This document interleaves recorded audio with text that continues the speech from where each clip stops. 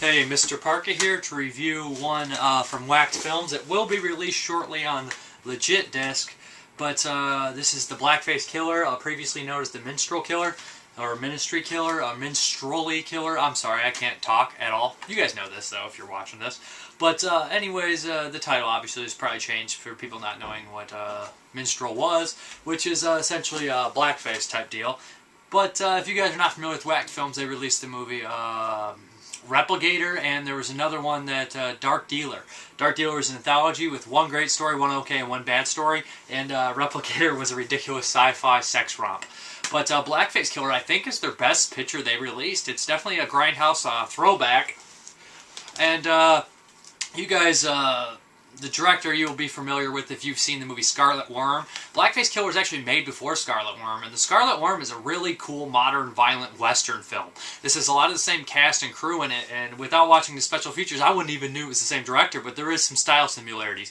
The thing about the Blackface Killer is it is definitely an exploitation, and it will offend some people, but, I mean, it's an exploitation movie, so if you get yourself into something like that and you're offended, then you're probably not the brightest crayon in the box. But anyways, the Blackface Killer follows a killer who is targeting people and killing them in old slave tactics, hanging people up and whipping them, tar and feathering them, hanging them, things like that. And the deaths, the first opening deaths, are actually pretty cool, pretty different, and pretty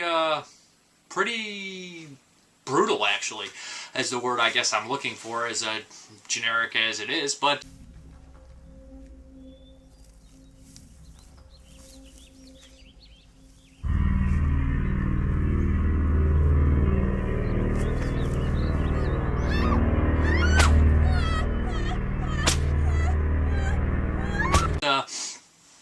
I must say that there's a lot of good shots in this movie. A lot of 70s inspired shots that I love.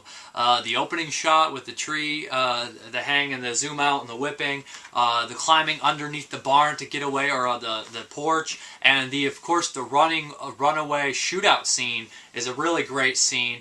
They don't use CGI blood spurt. I mean, it might be just like paint splashes and stuff like that, but to me it's way more effective than CGI will ever work. And in this type of film, especially in a grindhouse throwback, you don't want to see computer-generated effects there. It just completely ruins the element for the most part. Maybe the muzzle flashes might have been, I'm not necessarily sure, but I must really recommend the runaway shooting out scene, the running and shooting, and I just loved it. I thought it was really like a good piece of 70s cinema.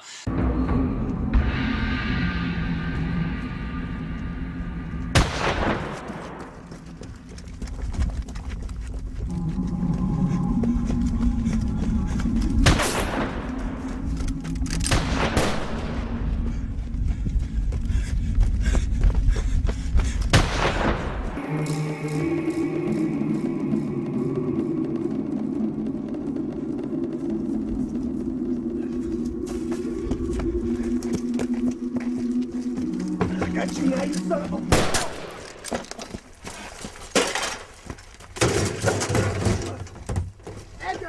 Edgar! Eugene! Get the fuck out of here! A prowler shot Pa and the boys! You hitting on my house? Come on! It's a prowler! Get your fucking guns, you idiots! Come on!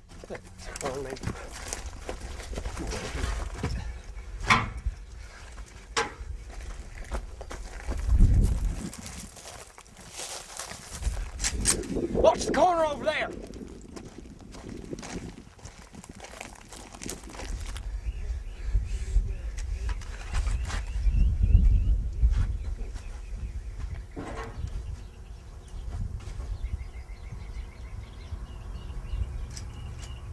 Where the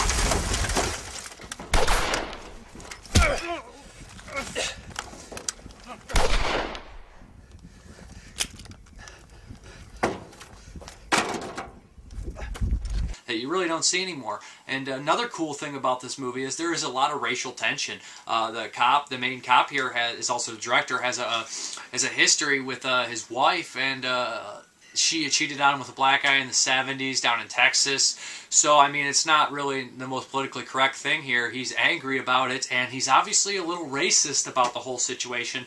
And one of his partners is black, so there's a lot of tension between these guys, bickering at each other and even coming to blows at one point. But you figure out the pattern in what the killer is targeting, but you necessarily don't figure out exactly what 100% is going on. I would really recommend the Blackface Killer for people that like the 70s exploitation movies or the Scarlet Worm. I think they'll appreciate it. This movie does have some backwoods antics in here, of course, some really dumb, dim-witted characters and whatnot, but it is a very demented and entertaining movie all the same, and not for the easily offended. And the special features they make, kind of like the whole racist thing is like the last frontier, because you can't really pack any more violence and blood that they've already done. So I guess that's like the final frontier into offense. And I guess, you know, that could be true in ways, but it is clever and entertaining, and sometimes even disgustingly funny in such a bad way on both sides. But I mean, if it wasn't any of those, it would just be embarrassing, and it is not embarrassing. It is a pretty good flick. Definitely, like I said, 70s style for sure. Check out the Blackface Killer. I enjoyed it thoroughly, and I will be picking up the actual DVD release. Thank you very much for watching. Have a good one. All right. I'll be out in a second. She's as ugly as the southbound end of a northbound mule, but I tell her she's pretty so she don't run off on me. It's actually kind of gone to her head. She's taken to doing her hair and painting her nails and trimming her bush like she was in some goddamn glamour magazine. Yeah, I don't have the heart to tell her the truth. Why, hello, officer. I do apologize for my husband acting like a fool. I think he was raised in a barn the way he talks. That's quite all right, ma'am. I don't want to ruin your nail polish there. Oh. I just wanted to ask a few questions about what you saw last night. Oh, that coon. Right, well, I was watching the $6 Million Man last night on our new color television set, and I happened to glance out the window. And what'd you see? 2 white eyeballs floating in the darkness. You be a little more specific? Well, how specific you want me to get? He was a nigger. His skin done camouflaged in the darkness like one of them ninjas you see on the TV in the movies. Now, you sure it was a black man? You think I am fucking stupid or something? No, ma'am. Just trying to clarify, get all the details straight is all. Officer, I may not be one of them rocket surgeons, but I do know me a nigger when I see one. And for last night, there hadn't been a pickaninny around these parts since 1942, and you best believe my daddy shot that thieving niglet right on sight. And I just wish that I would have had his courage, because, well, then Carolina still be alive. There. You find that son of a bitch that did this. You hear me? You find that boogie-boo and you show him what white men do to ungodly scoundrels. Now, we're working on it, Mr. Thompson. Well, you best work harder, Flatfoot. I pay my goddamn taxes and I expect some protection. Because if I find one more Sambo that's on my soil with the intent to swindle my swine, it's not going to be Beulah's fat ass cowering behind the couch like a scared son of a bitch. No, sir. It's going to be me out there with my scatter gun. I'm going to be hunting African game. I'll be shooting first and asking questions later. You got that? I got that just fine. I'd like to thank you, Mr. Thompson and Mrs. Thompson.